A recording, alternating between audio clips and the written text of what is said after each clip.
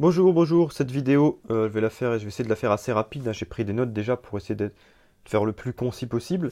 Je vais parler du fameux problème lié au débordement qu'il y a eu autour de la victoire de l'Algérie, hein, ce 14 juillet dernier. Et c'est l'occasion pour moi de revenir donc sur la question, on va partir de la question purement footballistique, pour en venir à une question politique identitaire, et pour aller plus largement sur une réflexion philosophique autour de ces questions identitaires. Voilà, alors je précise déjà que je ne suis pas un spécialiste de l'Algérie en tant que tel, hein. Moi-même, je ne suis pas algérien, j'ai pas de lien particulier avec l'Algérie, si ce n'est que j'ai grandi, comme beaucoup, dans des cités avec une communauté algérienne relativement importante. C'est-à-dire j'ai grandi avec beaucoup de copains qui étaient d'origine algérienne. Donc c'est le seul, comment dire, le seul élément que je peux avoir, sur lequel je peux m'appuyer. Mais par contre, j'ai beaucoup étudié à côté les questions de l'immigration et je veux dire, l'immigration en général, dont l'algérienne qui est une des plus importantes quand même. Donc c'est pour ça que j'ai quand même quelques notions pour euh, pouvoir répondre un petit peu aux questions qu'on peut se poser par rapport à cet événement, qui est un énième événement qui concerne, on va dire, la communauté algérienne en France et qui lui donne une mauvaise image. On va essayer de comprendre les causes de tout cela. Alors, je précise déjà que c'est une vidéo que je fais sans réflexion passionnelle, hein, voilà, je n'ai pas de haine ou d'animosité particulière envers la communauté algérienne. Je sais que beaucoup en ont, hein, parce que j'ai regardé un petit peu ce qui se dit sur les réseaux sociaux, j'ai regardé un petit peu les réactions. Et c'est vrai on voit qu'il y a deux types de réactions qui ressortent le plus, et qui se valent à peu près, hein. Soit on a, enfin qui se valent en proportion, je parle, hein. Soit on a ceux qui disent, comme d'habitude, bon, c'est pas grave, pas d'amalgame, voilà, c'est une partie de la communauté algérienne, ils représentent pas tous les Algériens, etc. Ou alors il y a ceux qui défendent, qui sont pas forcément algériens, mais qui défendent, hein, les Algériens, voilà, voilà. Et vous avez de l'autre côté ceux qui, par contre, disent, en gros, c'est le commentaire qui vient le plus souvent, c'est toujours les mêmes. Voilà, c'est toujours les mêmes qu'on voit, c'est toujours les mêmes qui foutent la merde, voilà, etc. Donc je vais essayer de, voilà, moi, de sortir de cette ambivalence-là et de vraiment prendre le problème tel qu'il est.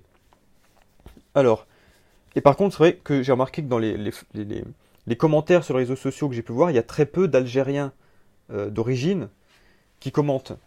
Et je me suis rendu compte que c'est pas qu'ils sont discrets, hein, ils peuvent paraître discrets, mais c'est surtout qu'ils n'ont pas forcément les mêmes centres d'intérêt que ceux que je peux avoir.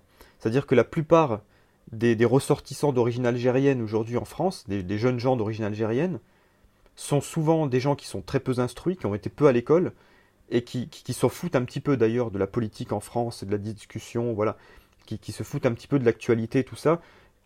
Ils sont, de manière un peu marginale, ils s'intéressent un peu à l'actualité algérienne, mais en vérité, ils s'intéressent surtout au foot, au rap et aux émissions de Cyril Hanouna. Faut quand même reconnaître, c'est la réalité.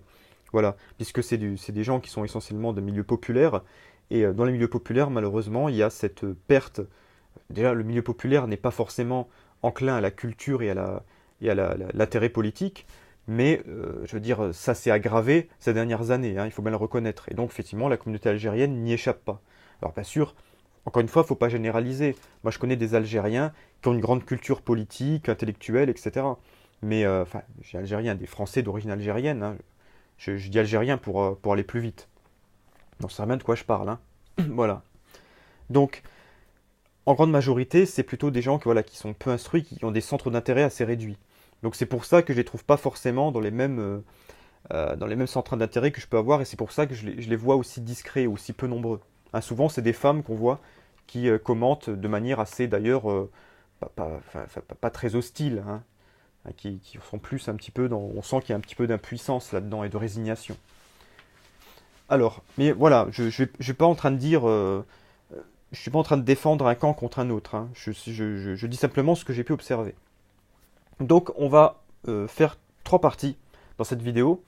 On va commencer à répondre à la question pourquoi le français d'origine algérienne, en tout cas ceux qui ont manifesté ce week-end, pourquoi est-ce qu'ils se sentent plus algériens que français, hein? Pourquoi est-ce qu'ils brandissent des drapeaux algériens et pas forcément des drapeaux français? Alors, en réalité, on va voir que c'est un petit peu plus compliqué que ça, mais on va essayer de répondre à cette question, mais de manière vraiment très précise et scientifique.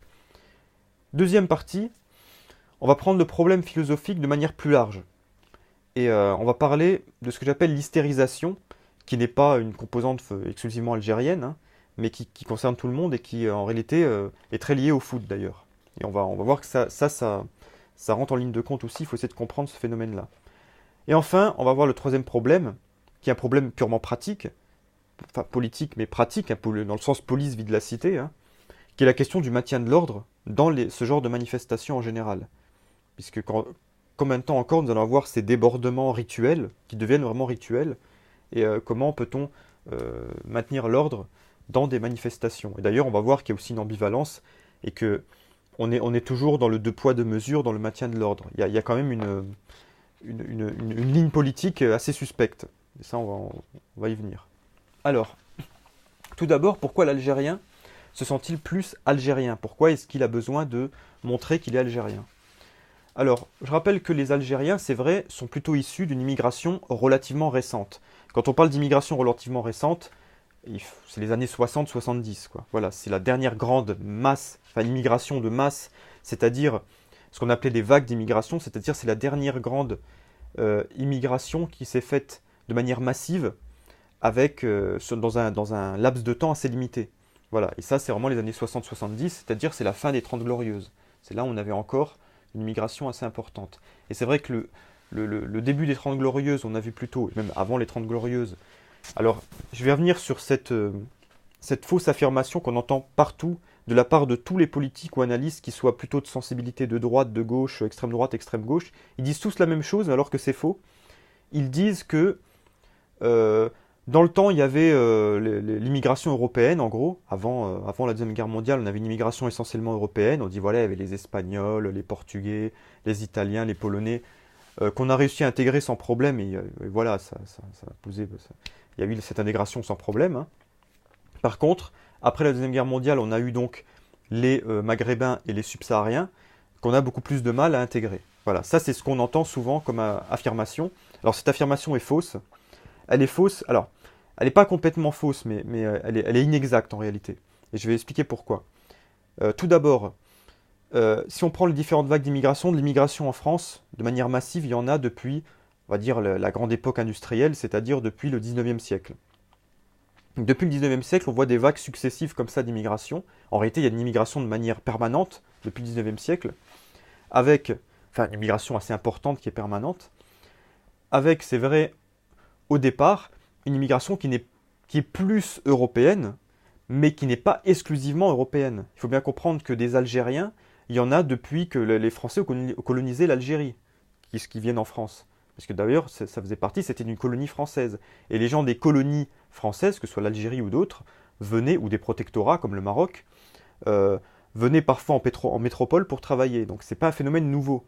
Hein, c'est-à-dire que des Français d'origine algérienne, ou des Algériens, des Marocains, ou des Sénégalais, ou d'autres qui venaient travailler en France, il y en a eu depuis très longtemps, depuis même le 19e siècle. Donc ce n'est pas un phénomène nouveau.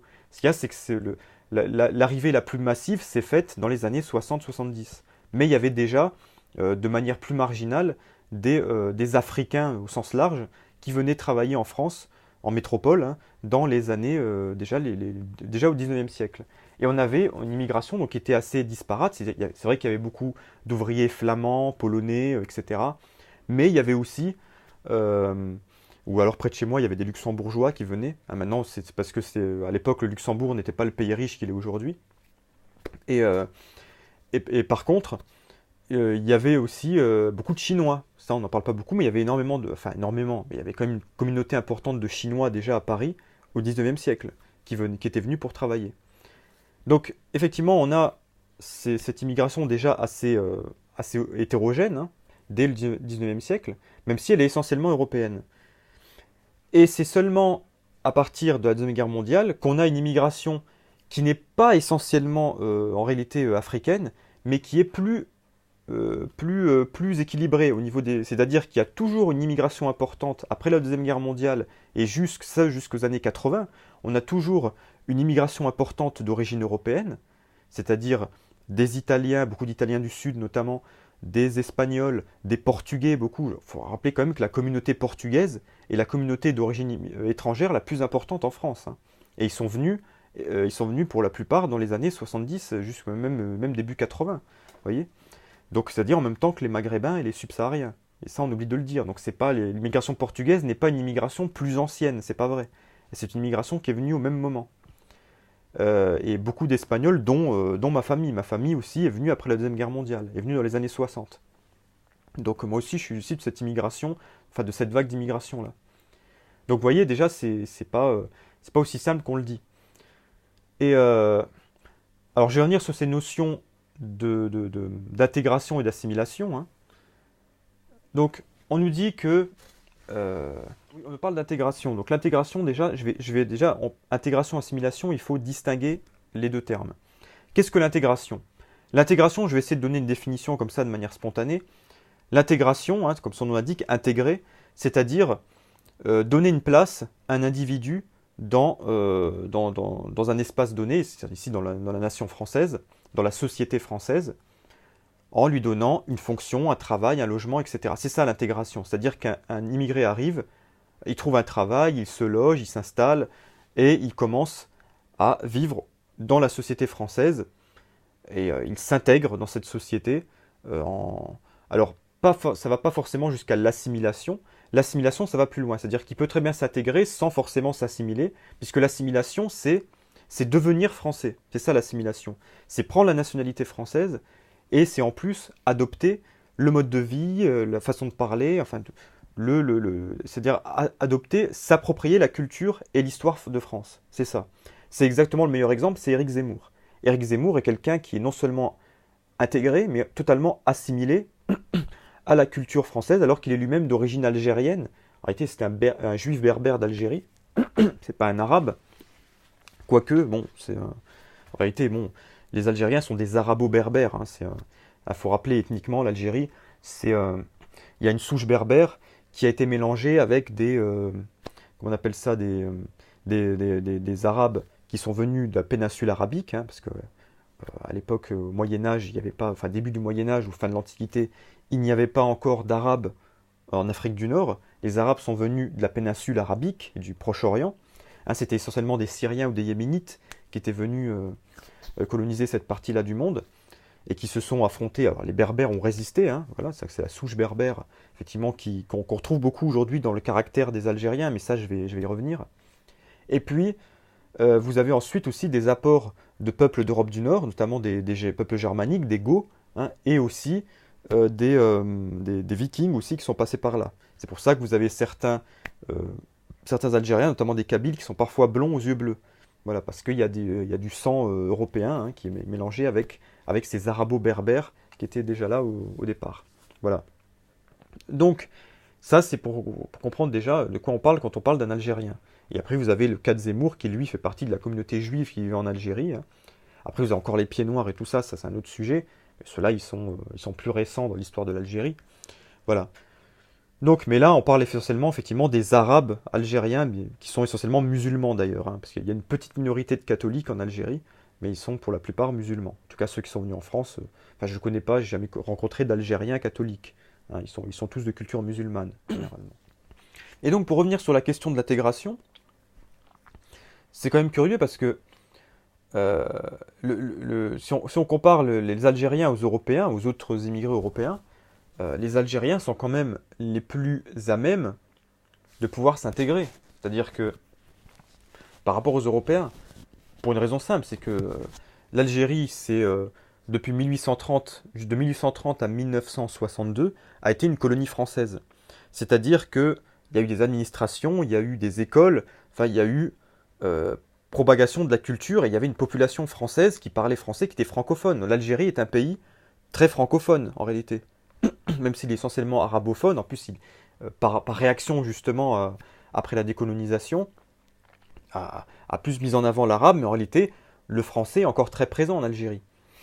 Et donc, en vérité, que ce soit d'ailleurs pour l'Algérie ou pour les autres pays du Maghreb ou d'Afrique noire, enfin des anciennes colonies françaises, ce sont des pays qui sont souvent francophones, ou qui sont en tout cas des locuteurs du français très nombreux, et donc forcément qui ont cette facilité-là, en principe, pour l'intégration. Ce que n'ont pas les Espagnols, les Portugais, les Italiens, qui, bien qu'ils soient des pays proches de la France, alors pour le Portugal c'est particulier, parce que le Portugal est très francophone, francophile même. Ce qui n'est pas le cas de l'Espagne ou de l'Italie, hein, vous voyez, ou de la Pologne, je ne parle même pas de la Pologne, hein, qui est une langue quand même très différente, qui n'est pas une langue latine en plus. Donc vous voyez, c'est en réalité, c'est pas cohérent quand on le pense comme ça. Alors on dit oui, c'est lié à la religion essentiellement, parce que les Polonais, les Portugais, les Espagnols, les Italiens sont des catholiques, alors que les Algériens sont des musulmans. Voilà, bon, après c'est plus compliqué que ça, parce que vous avez beaucoup d'Africains subsahariens qui sont catholiques aussi. Enfin, qui sont chrétiens en tout cas, pas forcément catholiques, mais qui sont chrétiens. Donc c'est plus compliqué en réalité. Moi je vais essayer de vous expliquer, à mon sens, quelle est la vraie raison. Alors après, vous avez trois types donc, de Français d'origine algérienne. On va prendre sur la question d'intégration et d'assimilation. Vous avez tout d'abord l'Algérien qui est assimilé, non intégré. Enfin, ça, c'est le cas, le figure le plus rare. Hein, c'est pour ça que je commence par celui-là, comme ça on l'évacue tout de suite. Il est très difficile d'être assimilé sans avoir été intégré au préalable. Souvent, c'est des gens qui ont été intégrés, mais qui, par déclassement social, se retrouvent justement non intégrés et assimilés. Parce que je rappelle qu'il n'y a pas besoin d'être issu de l'immigration pour ne pas être intégré. Vous pouvez, par déclassement social, même si vous êtes français de souche, être désintégré, hein, c'est au sens étymologique du terme, c'est-à-dire sorti de la société française parce que vous avez perdu votre emploi, votre femme vous a quitté, enfin bref, c'est la débandade, voilà, et donc vous vous retrouvez euh, exclu ou mis à la marge de la société française. Donc il n'y a pas besoin d'être algérien ou autre pour ça. Voilà. Ça ne vous empêche pas d'être assimilé parce que vous avez quand même pris la nationalité française et vous avez adopté le mode de vie, la culture française. Donc ça existe, ça doit être très rare. Je sais pas, je n'en connais pas personnellement.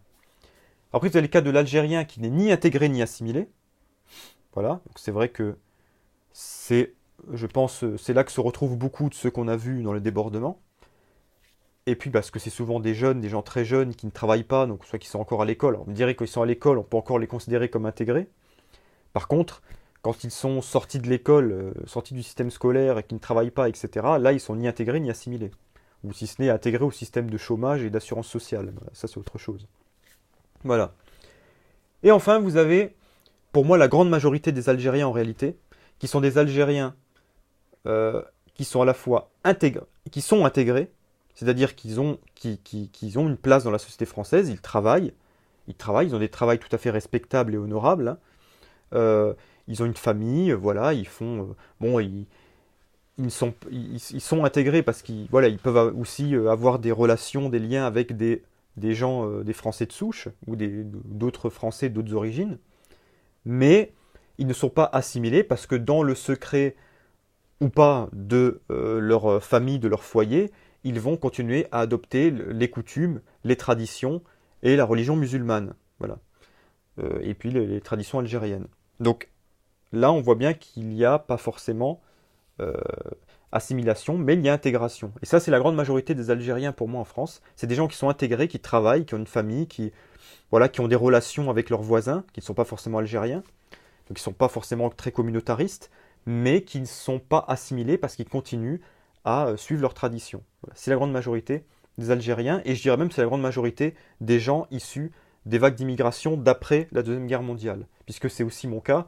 Moi, j'ai grandi en tant que fils d'immigrés espagnol, hein, j'ai grandi avec la culture espagnole. Alors nous, on avait cette chance peut-être, enfin je sais pas, d'être catholique, mais bon, aujourd'hui ça ne veut pas dire grand-chose, parce que j'ai grandi dans une France déjà où le catholicisme était en train de mourir, donc c'est pas ça qui a compté, si vous voulez. Ce qui a compté par contre, sur le reste, bah, j'étais dans une famille où à la maison on parlait espagnol, bon, on parlait français aussi, hein, mais par exemple avec les plus anciens, c'est-à-dire notamment les grands-parents, on parlait exclusivement espagnol. Voilà, je veux dire, ma mère fait des plats typiquement espagnols. euh, je sais pas, d'ailleurs, c'est pour ça que j'ai fait des études d'ailleurs d'espagnol, parce qu'on me l'a tellement rabâché que j'ai fini par faire ça. Enfin bref, d'ailleurs, c'était le plus accessible et le plus facile pour moi. Donc vous voyez, l'intégration n'est pas facile pour tous les gens issus de cette génération-là, contrairement à ceux qui sont venus avant. Parce que ceux qui sont venus avant la Deuxième Guerre mondiale ont grandi dans un contexte où comment dire, tous les strates de la société qui favorisaient cette intégration étaient en bonne santé. C'est-à-dire, à commencer par l'école, hein, je suis en train de faire un livre d'ailleurs là-dessus. L'école était enfin, fonctionnait tout à fait dans son rôle d'intégration, le travail aussi, voilà, c'est-à-dire à tous les échelons, la République en général savait intégrer et assimiler ses ressortissants étrangers. Hein, en quelques années, c'était en une génération, c'était réglé. Ce qui n'est plus le cas aujourd'hui. Hein, je veux dire, il était courant pour les Espagnols qui sont venus dans les années 20, par exemple, de donner des prénoms français à leurs enfants pour qu'ils ceux-ci puissent s'intégrer et s'assimiler à la nation française. Voilà. Nous, ça n'a pas été comme ça. Moi, mes parents, ils ont eu le réflexe de me donner un prénom espagnol. Vous voyez bien on est simplement un changement d'époque. Donc, c'est pas lié à l'origine ethnique des, euh, des gens. C'est pour ça que le problème, c'est que dans les études de sociologie de l'immigration, on prend toujours en compte l'origine ethnique, mais jamais l'origine, enfin la vague d'immigration à laquelle on appartient, c'est-à-dire l'époque à laquelle on est venu. Parce que c'est ça qui compte. C'est pas pareil de venir dans la France des années de la Troisième République, si vous voulez, que dans la France de Giscard ou de Mitterrand. Vous voyez, c'est tout à fait différent. On n'est pas dans le même monde. On n'est pas dans le même. Il y a un changement de paradigme entre les deux. Et ça, on ne le prend pas en compte. Voilà. Donc ça, je ne vais pas développer plus là-dessus parce que j'ai déjà fait une vidéo il y a 3 ou 4 ans là-dessus. C'est une des premières vidéos que j'ai faites d'ailleurs, qui s'intitule Nos ancêtres les Gaulois, je crois, un truc comme ça, où je parle de l'identité et tout ça. Je ne vais pas revenir là-dessus. Voilà. Et puis il y a une chose aussi, c'est que, euh, voilà, en plus de ça, on a grandi aussi avec un nouveau modèle qui s'est imposé, comme le modèle républicain, le modèle assimilationniste républicain s'est effondré. On a eu le modèle communautariste qui s'est installé de plus en plus, qui est le modèle anglo-saxon qu'on nous a imposé, c'est-à-dire on n'a rien demandé. Nous, on a immigré en France. Le problème, c'est que la France, à partir des années 60, s'est profondément américanisée de plus en plus avec le temps. Nous, j'ai grandi dans les années 80-90 avec une France profondément américanisée. On avait toutes les séries américaines à la télé et on s'identifiait à ça. Les films américains, on voit toujours le noir de la communauté noire, le latino. D'ailleurs, en tant qu'espagnol, ben, on peut facilement s'identifier à un latino, vous voyez, même si bon, parfois il peut avoir des traits, une couleur de peau différente, mais il a ce petit accent espagnol. D'ailleurs, celui qui doublait toujours les latinos dans les films, c'était un acteur d'origine espagnole, c'est Gérard Hernandez, hein, qu'on voit toujours dans la série Scène de ménage, là, voilà, qui lui-même est né en Espagne d'ailleurs. Donc vous voyez, c'est pour ça il avait ce bon accent espagnol qu'on reconnaissait, quoi, voilà. Donc en réalité, aujourd'hui, on n'a plus les mêmes. Et puis c'est pareil, les, les- les gens encore de la génération de Zemmour, qui est cette dernière génération qui a été assimilée, Zemmour, il avait des héros. Vous voyez, il avait aussi une histoire de France qui était héroïque, qui le faisait rêver, ce qui n'est plus le cas à nous. Nous, on nous a appris à détester la France. On nous a expliqué avec SOS Racisme que les Français étaient des gros racistes et qu'ils étaient détestables, et que l'histoire de France n'était qu'une succession d'exactions et de, de méfaits dans le monde entier. Donc forcément, bah, on n'a pas envie de s'assimiler à ce pays-là. Vous voyez, donc c'est aussi une question de génération en réalité. Voilà. Alors je dis pas ça pour excuser les Algériens qui ont foutu le bordel dans les rues, d'accord? C'est simplement pour comprendre le phénomène. Voilà. D'ailleurs, je vais revenir sur le caractère spécifique des Français d'origine algérienne, parce que c'est vrai que c'est là qu'on va distinguer les Algériens des autres immigrations et des autres populations en France. C'est-à-dire que les Algériens ont ce caractère spécifique qui revient peut-être justement des Berbères, hein, de leur génétique berbère, euh, qui, euh, qui fait qu'ils sont, voilà, ce sont à la fois de grands insoumis, mais aussi des gens instables. Voilà. Alors, mais après, il y a aussi, enfin, il y a aussi l'américanisation de cette génétique, voilà, qui rentre en ligne de compte. Voilà, donc je vais venir, c'est la deuxième partie, maintenant que j'entame justement de cette situation. Donc nous avons le problème philosophique plus large qui est celui de l'hystérisation. Cette hystérisation, elle concerne tout le monde en réalité, pas seulement les Français d'origine algérienne. En effet, quand vous regardez, dès qu'il y a un match de foot, après je vais revenir sur les Algériens en tant que tels par rapport à ça, mais dès qu'il y a un match de foot, enfin, dès qu'il y a un match de foot, en tout cas, pour ceux qui sont vraiment passionnés de foot et qui suivent, voilà, qui sont supporters, vous savez, il y a cette fameuse querelle PSG, Marseille, tout ça, ça fait partie du grand théâtre footballistique qui est mis en place pour nous dire, voilà, toi, tu es de telle équipe, tu es de telle équipe, tu fais partie des supporters, des hooligans, et vous allez vous affronter dans des joutes verbales ou physiques pour défendre votre équipe. En réalité, tout ça, fonctionnellement, et si on prend un peu de hauteur par rapport à tout ça, ça ne sert à rien, et c'est de la confrontation stérile en réalité. Parce que fondamentalement, ça sert à quoi pour un homme de se quereller avec d'autres hommes pour défendre une équipe de foot? Vous voyez, fondamentalement, ça ne sert à rien, c'est complètement stérile en réalité, quand on y réfléchit bien. Maintenant, je vais vous dire, moi-même, je suis passionné de foot, et c'est vrai qu'on regarde le foot, en réalité, crée une véritable perte de sens. Alors là, je parle pour les gens qui sont passionnés, mais après, vous avez tous les 2 ans soit les coupes du monde de foot ou les coupes d'Europe. On a vu même, maintenant on nous impose même la coupe du monde féminine, c'est-à-dire qu'on est en train de créer même de nouvelles, de, de- de- de nouvelles formes de, comment dire, justement, de, de, de compétition, voilà, chercher le mot. Avec. Voilà, enfin bon, je ne vais pas revenir sur la question du foot féminin, voilà, c'est encore autre chose. Mais voilà, on a toujours cette passion excessive, on voit de plus en plus d'ailleurs, à chaque fois, à chaque Coupe du Monde ou Coupe d'Europe, les gens qui ne sont pas forcément des suiveurs de foot deviennent complètement fous et hystériques dès que la France joue, la France ou leur équipe de cœur, voilà. Et, euh, et on se rend compte que ça tourne vraiment parfois la crise de folie à l'hystérie. Ah, les gens deviennent complètement fous. Quand on voit quand la France gagne, ils sortent dans les rues, ils se jettent partout. Les gens, ils se prennent dans les bras. On a vu d'ailleurs des comportements complètement hallucinants. Et comme ce qui s'est passé hier avec les Algériens. Voilà, donc le problème, c'est qu'on se rend compte que les Coupes du Monde et les Coupes d'Europe, comme ça, ou la CAN pour les Algériens, est quelque chose qui est en réalité un exutoire pour des individus qui sont en névrose profonde. Et en réalité, c'est un véritable marqueur parce que c'est là que vous voyez les gens qui sont profondément névrosés. C'est ceux qui ont les comportements les plus débiles et les plus irrationnels à ces moments-là, à ces occasions-là, qui sont en réalité les individus qui ont les plus grandes névroses. Hein, parce que c'est une manière voilà, vraiment d'exprimer cette névrose de manière profonde. Alors, et ça, ce qui est inquiétant, c'est que chez les Algériens, ça prend une proportion encore plus grande. Parce que les Algériens sont moins nombreux que les gens qui ont manifesté quand la France a gagné. Hein. Et pourtant, ils arrivent à faire autant, sinon plus de bordel. Vous voyez. Euh, alors donc, c'est encore plus important chez les Algériens. Alors c'est vrai qu'il y a beaucoup d'Algériens qui ont participé aux manifestations avec la France. Mais c'est pareil, c'était un exutoire. Ils n'en ont rien à faire de la France. D'ailleurs, ils sont venus avec des drapeaux algériens, ou marocains, ou tunisiens, rappelez-vous. Hein. Euh, en 2018, quand la France a gagné, on voyait beaucoup de drapeaux d'origine, enfin d'autres origines, et beaucoup d'Algériens. Donc c'est encore plus important chez les Algériens, justement, à cause de quoi? Eh bien à cause de cette esthétique identitaire que les Algériens ont développée, faire dire, sur ces 20-25 dernières années, qui est une esthétique très narcissique, une esthétique identitaire, vraiment purement identitaire et très narcissique, qui est calquée en réalité sur l'esthétique identitaire des Noirs américains. Hein, c'est toujours pareil, il faut toujours chercher. Quand il y a un comportement hystérique, ça vient souvent des États-Unis.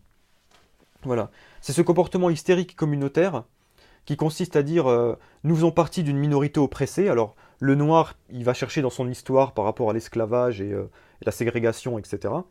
Et l'Algérien, il a calqué ça en disant bah, nous, on a été colonisés, il y a eu la guerre d'Algérie et tout ça. Voilà. Et puis tous les actes racistes, le Front National, bref, voilà. Donc il y a tout ce roman historique-là qui s'est créé, avec en plus ce comportement hystérique et communautaire qu'on trouve aussi d'ailleurs chez les Juifs d'Algérie. Hein. Hein, il n'y a pas que les Arabes musulmans. Hein. Il n'y a pas que les Arabes musulmans. Hein. Et, euh, et c'est vraiment quelque chose qui fait que, en réalité, c'est un comportement plus américain qu'algérien. Et on le remarque à quoi? On le remarque au fait que les Algériens, bon, qui sont un peu américanisés, mais peut-être à une moindre mesure, les Algériens, je parle vraiment d'Algérie, et ceux qui vivent en Algérie et qui ont manifesté notamment contre Bouteflika, ces Algériens-là, on a vu qu'ils arrivent à manifester sans qu'il y ait des débordements comparables à cela. Et d'ailleurs, en Algérie aussi, ils ont fêté la victoire de l'Algérie. Et d'ailleurs, là, c'est en Algérie, donc ils étaient que entre Algériens, quasiment. Et pourtant, il n'y a pas eu, on n'en a pas parlé autant que ce qu'il y a eu en France. Alors, je sais pas, après, bon, on n'a pas forcément des nouvelles de ce qui se passe en Algérie systématiquement, mais je pense que s'il y avait eu exactement la même population en proportion, on aurait eu des choses absolument hallucinantes et je pense qu'on en aurait parlé. Donc ça aurait été, il y a dû avoir quelques incidents en Algérie, mais c'est pas aussi spectaculaire que ce qu'on a pu voir en France avec les Français d'origine algérienne. C'est pour ça qu'en réalité c'est une population qui a un comportement particulier et qui n'a rien de comparable avec la population d'Algérie.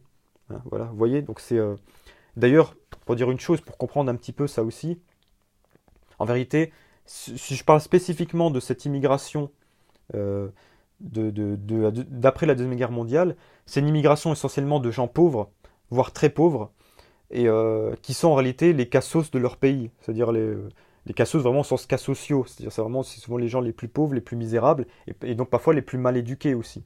Hein.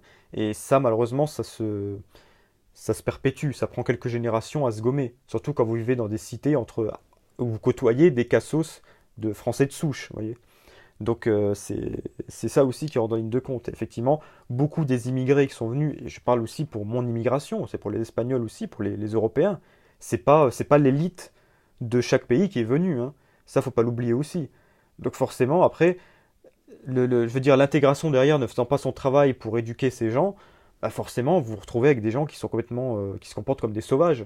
Voilà, donc ça, c'est pas étonnant aussi. Alors là-dedans, il y en a qui s'en sortent et qui arrivent comment dire, à produire des individus qui restent, qui arrivent à être corrects, on va dire, et qui arrivent à s'insérer dans la société française tout en, enfin, en s'insérer dans, comment dire, dans une population plus respectable, on va dire, sans aller non plus dans grimper l'échelle sociale, hein, parce que ça, c'est pas évident en France, mais en tout cas, de devenir des gens plus respectables.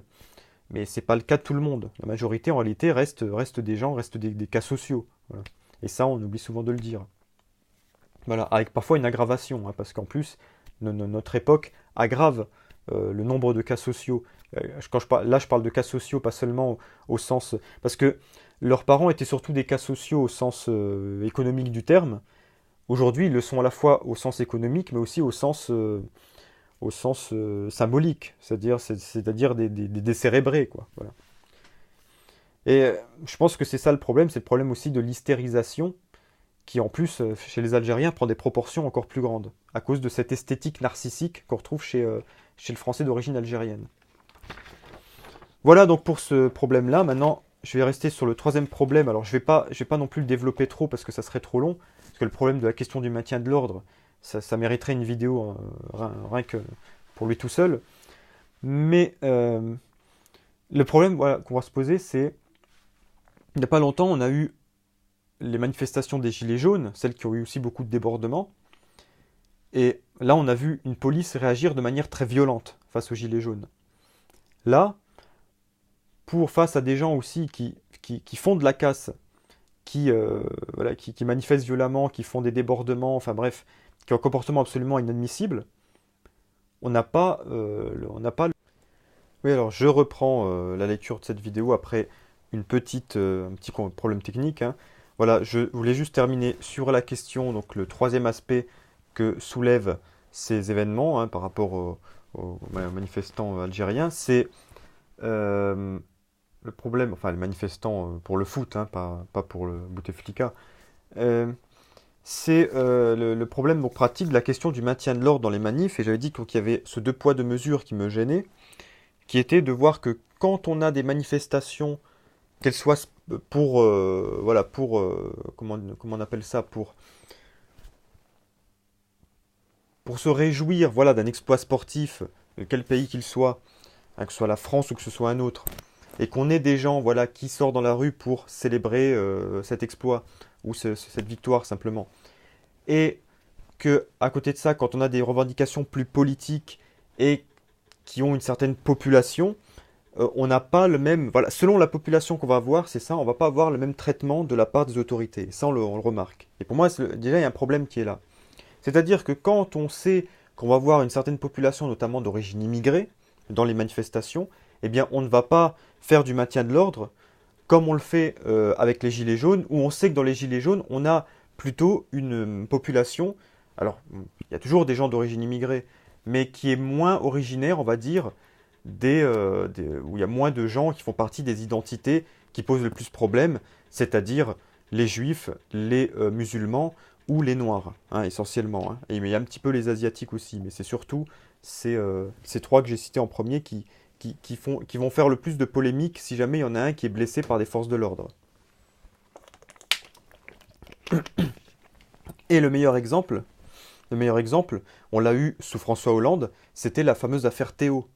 L'affaire Théo, dont on sait aujourd'hui qu'elle était en vérité un montage, enfin un montage, quelque chose en tout cas une réalité bien exagérée. C'est-à-dire que le fameux Théo, l'UAK, qui avait été soi-disant donc agressé par des policiers. Alors c'est vrai qu'on voit des policiers autour de lui, hein. Euh, on voit effectivement le molester assez brutalement, mais on nous a dit donc qu'il aurait, en gros, lui aurait entré une matraque dans le derrière. hein, c'est ce qu'on avait dit. Et pourtant, on a vu ce Théo sur son lit d'hôpital, allongé sur le dos. Je veux dire, en principe, si on a des blessures importantes dans les fesses, en principe, on a du mal à rester allongé sur le dos. Enfin, c'est ce qui me paraît, ça me paraît assez évident. Voilà, donc c'est quand même un peu curieux. Et puis, à côté de ça, donc on a cette fameuse affaire Théo. Et voilà, on a surtout la visite, parce qu'on a vu le Théo dans son lit d'hôpital, qui recevait la visite de François Hollande. C'est-à-dire pour un individu d'origine africaine, un noir qui était victime de bavure policière, on a eu l'intervention, déjà on a eu une montée médiatique absolument extraordinaire, avec en plus une intervention du président de la République qui s'est déplacé pour aller le voir sur son lit d'hôpital et pour déplorer voilà, ce qui lui était arrivé. Enfin, c'est quand même assez hallucinant, hein, parce que euh, en principe, c'est pas... c'est assez curieux que pour un individu, on ait le président de la République pour une bavure policière, alors que des bavures policières, il y en a tout le temps. Et là, on a ce. Alors, ce qu'il faut savoir, c'est pas forcément, en vérité, le pouvoir, notamment le pouvoir socialiste, n'est pas forcément sensible au fait que ce soit un Africain. Parce que quand on cherche un petit peu la réalité, quand on creuse, ce que les journalistes n'ont pas fait suffisamment ce travail, à part certains journalistes indépendants sur le web, c'est qu'on voit en réalité que Théo Luaka n'était pas n'importe quel petit voyou de banlieue, hein, c'était quelqu'un qui était lié euh, en tout cas, bon, il a été prouvé qu'il est effectivement, que c'est un petit voyou, mais qui n'est pas forcément n'importe qui et qui n'est pas issu de n'importe quelle famille, puisqu'en réalité, il fait partie, enfin, il est lié par sa famille à, je crois, des ministres ou des diplomates africains. Donc, vous voyez, c'était pas n'importe qui. C'est pour ça qu'il y a eu intervention du président de la République et tout ça. Ça, c'est pas pour rien, parce que on n'a jamais vu un président de la République se déplacer pour un petit voyou de banlieue. Voilà. Donc, vous voyez que c'est, en réalité, quand on creuse, on voit que c'est un peu plus compliqué que ça. Voilà, mais on sait très bien que depuis cette affaire Théo, effectivement, on a peur de. Enfin, les policiers n'osent pas taper sur un noir, un arabe, ou leur tirer dessus avec des LBD, hein, ou utiliser les grenades de défense comme ils utilisent. Par contre, quand c'est des gilets jaunes, ce sont des petits travailleurs, des petits artisans français, hein, de souche ou d'origine européenne, hein, qui vont pas partie de ces trois communautés que j'ai citées tout à l'heure. Là, on peut y aller. On peut y aller allègrement, voilà, on peut y aller, on peut taper dessus, on peut tirer, il n'y a pas de problème. On peut risquer même de les tuer. C'est pas grave. Vous voyez, c'est moins grave que là, il y a open bar. C'est-à-dire que les policiers ont l'ordre de tirer sur des gens qui sont essentiellement des blancs. On a vu d'ailleurs tous ceux qui ont été atteints par les LBD, à part la femme d'origine maghrébine qui en est morte. Mais ça, c'est plus par accident, je pense. C'est une victime collatérale. Mais en dehors d'elle, d'ailleurs, vous voyez qu'il y a un certain remous là. On entend effectivement beaucoup de gens qui se mobilisent pour, euh, pour réhabiliter cette personne qui n'a d'ailleurs, il n'y a même pas eu, il y a même pas eu un seul jugement. Mais ça, c'est un autre sujet. Mais il n'y a pas encore, jusqu'à présent, il n'y a pas eu un seul jugement. L'IGPN, la police des polices, tout ça, enfin toute l'administration policière minimise absolument ce qui s'est passé alors que c'est très grave. Voilà. Et quand on a essayé effectivement de mettre en avant ça pour dire que la France s'est très mal comportée avec son peuple, euh, on a le président de la République et d'autres, des ministres qui ont commencé à monter au créneau en disant c'est scandaleux de nous comparer à des dictatures comme le Venezuela ou la Corée du Nord. Voilà, non, on n'est pas comme la Corée du Nord, on est pire que la Corée du Nord. Parce qu'en Corée du Nord, ils font même pas ça. Le Corée du Nord ne tire pas sur son peuple. Voilà, il ne tire pas sur son peuple pour rien. Alors, vous allez me dire, les Nord-Coréens, ils n'ont pas le droit de manifester. Oui, mais bon, les Nord-Coréens, ils ont pas les mêmes problèmes que nous. C'est difficile à comparer en réalité parce que c'est une société tout à fait différente. Donc c'est pour ça que c'est plus pour ça que c'est difficile à comparer. Mais par contre, on va pas justement, ne comparons pas alors euh, la violence, hein, qui est ici. Alors, mais ça ne nous empêche pas de dire que c'est une dictature. C'est pas une dictature comme la Corée du Nord ou le Venezuela, mais c'est une autre forme de dictature. Voilà, une autre forme de violence illégitime, hein, ou voire même illégale. Voilà. Mais pour revenir à la question des Algériens, voilà, ben, les Algériens, ils peuvent tranquillement, hein, ou les Algériens ou ceux qui se déclarent algériens peuvent tranquillement manifester, faire des exactions, des provocations, casser, piller, etc. Il n'y a pas de problème parce que comme ils sont algériens, alors on va en arrêter quelques-uns, on va les mettre en garde à vue, ils vont être jugés, voilà, il n'y a pas une impunité totale non plus. mais le traitement va être moins violent. Hein. On va utiliser moins de la violence contre ces gens-là, contrairement aux gilets jaunes. Les gilets jaunes, eux, par contre, voilà, ils vont s'en prendre plein la figure. Là, quand on sait voilà, que les gens qui sont là, c'est des Algériens. Mais c'est pareil quand il y a la victoire de l'équipe de France de foot. Hein. Comme là aussi, il y avait un peu de tout, on n'a pas trop osé intervenir hein, de la part des forces de l'ordre. Donc là, il y a un gros problème aussi qu'il faut régler. C'est-à-dire il y a un problème ici idéologique qui fait qu'il y a ce deux poids deux mesures qui contribue à cette séparation et cette forme de jalousie aussi. Pas de, comment dire, je ne vais pas utiliser le terme de jalousie parce qu'il peut être mal interprété, mais cette impression que on n'est pas, qui est plus qu'une impression, qu'on n'est pas tous au même traité sur le même pied d'égalité. Voilà. À l'heure où on nous rabâche beaucoup l'égalité, là on a l'impression qu'on n'est pas sur la même longueur d'onde. D'ailleurs, c'est marrant parce que je vais finir là-dessus, mais sur la question de l'égalité, je vais en glisser une petite quand même, parce qu'on n'arrête pas de nous rabâcher l'égalité homme-femme, que c'est un combat, on a l'impression que c'est le combat numéro un aujourd'hui. Et en vérité, c'est marrant parce que les policiers font pas la différence. Quand il y a des manifs de gilets jaunes, les policiers, ils attaquent aussi bien les hommes que les femmes. Et de la même manière, hein, ils sont violents, ils mettent des coups de matraque aussi bien aux hommes et aux femmes. Donc là, c'est marrant parce que là, les féministes, on les entend pas sur les violences policières. C'est quand même drôle. Hein, parce que ça montre bien qu'une femme gilet jaune, elle a moins d'importance qu'une autre. Hein. Ça, par contre, s'il y avait une femme algérienne qui se faisait agresser par des policiers, là, ça serait... Et je parle même pas d'une femme juive algérienne. Voilà. Encore une fois, je n'ai rien contre les Algériens, je n'ai rien contre les Juifs, je n'ai rien contre les Noirs. Hein, j'ai simplement, voilà, j'ai simplement donné des exemples et dit la vérité. C'est-à-dire la vérité, elle est là. C'est qu'aujourd'hui, on a l'impression que être issu de certaines communautés, c'est plus valorisant et ça nous comment on dit, sur une échelle de valeur, ça comment dire, ça nous ramènerait moins d'ennuis que d'être d'autres. Regardez Christophe Détinger. Hein, Christophe Détinger, bon, voilà, il y a des Algériens qui feraient ça. Je pense voilà, ils seraient pas aussi punis et aussi lynchés médiatiquement que si c'était. Bah d'ailleurs, regardez les fameux Algériens qui avaient agressé enfin une ou enfin un trans, voilà. Ah, je crois que c'était un trans ou un travesti, enfin je sais plus. Voilà, qui avait voilà, qui d'ailleurs les a excusés en disant oui mais faut pas trop parce que voilà c'est des personnes aussi oppressées. En gros ils se sont dit voilà c'est un peu transsexuel ou travesti et puis algérien, même combat, on est des oppressés quoi, c'est un peu ça. Voilà et ça c'est un peu drôle parce que il y a eu une vraie agression sur une personne et là il n'y a pas eu il y a pas eu de réaction de ça, ça n'a pas fait tant scandale que ça.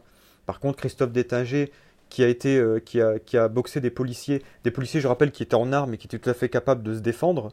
Voilà, ça aussi, c'est assez curieux, mais bon, moi, j'en ai déjà parlé dans notre vidéo. Bah, là, on a vu le lâchage médiatique et politique aussi qu'a subi Christophe Détinger. Voilà, donc qui a été vraiment un exemple. Alors qu'il faisait surtout, qu'il avait justement, il s'était énervé parce qu'on avait vu juste avant des policiers molester des jeunes femmes qu'il connaissait, et c'est pour défendre ces jeunes femmes courageusement qu'il s'est attaqué à 3 policiers en armes. Voilà. Donc c'est quand même un geste très courageux, et moi je salue ce courage. Après on me dit oui, il est violent, machin, etc. Non, je salue le courage d'une personne qui a quand même excusez-moi, mais les cojones pour aller s'attaquer à 3 personnes casquées avec des boucliers et des matraques, voire des armes plus lourdes. Voilà. Il faut avoir un certain courage, et ça je le reconnais. Le problème c'est Christophe Détinger, il est blanc, hein, il a un nom en plus à consonance germanique, ce qui n'est pas forcément, qui depuis 1945 fait pas forcément bonne presse. Et en plus, il est de la communauté des gens du voyage. Donc alors là, c'est le combo total. Hein. Voilà. Donc, parce que voilà, là aussi, dans l'échelle des valeurs, les gens du voyage sont quand même aussi à surtout s'ils sont blancs et qu'ils ont des noms à consonance germanique, ça passe pas. Hein. Limite, s'il était un peu basané, hein, s'il était rome, peut-être que là, sur l'échelle des valeurs, il serait un petit peu plus haut et on l'aurait moins embêté, quoi. On aurait dit, ah ben, c'est les policiers qui ont molesté un pauvre homme. Hein, vous voyez? Ouais, ouais. Vous voyez, la version des valeurs, elle est là. C'est, en tout cas, la différence qu'on fait entre d'une communauté à l'autre et qui est absolument injuste. Voilà, donc moi, je tiens à bien faire cette précision-là. Voilà ce qu'on pouvait dire sur cette affaire, voilà, qui révèle tout ce que je viens de dire ici. je suis désolé d'avoir été un peu long, mais c'est des sujets complexes et il faut vraiment décortiquer tout ça pour bien le comprendre. Alors j'espère, moi je n'appelle vraiment à votre intelligence et à vos efforts, c'est-à-dire d'essayer de regarder ces vidéos, ces analyses jusqu'au bout. Et ne commencez pas comme tous ces petits crétins qui m'ont insulté sur la vidéo que j'avais fait sur Bilal Hassani, hein, qui a un certain succès. Et encore aujourd'hui, je reçois des messages euh, alors de réprobation, je veux bien, mais d'insultes. Alors là, je ne vois pas pourquoi vous m'insultez. Essayez de comprendre ce que je dis. Je donne un raisonnement. À aucun moment je n'insulte Bilal Hassani, hein, d'accord? Je donne un raisonnement sur le personnage, sur ce qu'il incarne et en quoi il est en phase avec cette société malade, hein, voilà. Et là, de la même manière, j'essaye de faire une analyse, produire une analyse sur ce qui se passe avec l'Algérie, mais une analyse qui n'a aucune haine, aucune passion, qui est une analyse purement froide de la situation. Donc j'attends vos commentaires constructifs. Il y en a quand même quelques-uns de temps en temps. Par contre, c'est vrai que la plupart hein, qui veulent m'insulter ou ceux qui pensent que je suis comment dire, raciste ou islamophobe ou tout ça, bah, vos commentaires ne m'intéressent pas. Vous pouvez me traiter si vous voulez, ça sera là, mais ça n'a aucune incidence. Voilà, c'est pas constructif. Moi, je m'intéresse qu'aux commentaires constructifs. Hein, les restes, donc vous pouvez ne pas être d'accord avec moi, mais ne m'insultez pas, ça ne sert à rien. Hein, parce que je ne répondrai pas à vos insultes. Voilà. Bon, sur ce, avis aux gens intelligents, et puis bonne soirée à vous, puisque là, on est le soir. Et puis, à bientôt pour une prochaine vidéo. Je rappelle, pour ceux qui veulent me soutenir, compte Tipeee, hein, mon compte Tipeee. Vous pouvez me donner à partir de 1 euro pour soutenir mon travail. Ah, j'ai déjà expliqué un petit peu pourquoi, j'explique en tout cas plus en détail les projets que je suis en train de mettre en place, mais c'est pour m'aider en général, pour me libérer du temps, pour pouvoir faire du travail et surtout financer aussi l'achat de matériel dont j'ai besoin. Voilà. Donc je vous remercie aux futurs tipeurs, aux futurs contributeurs, et puis à bientôt pour une prochaine vidéo. Au revoir.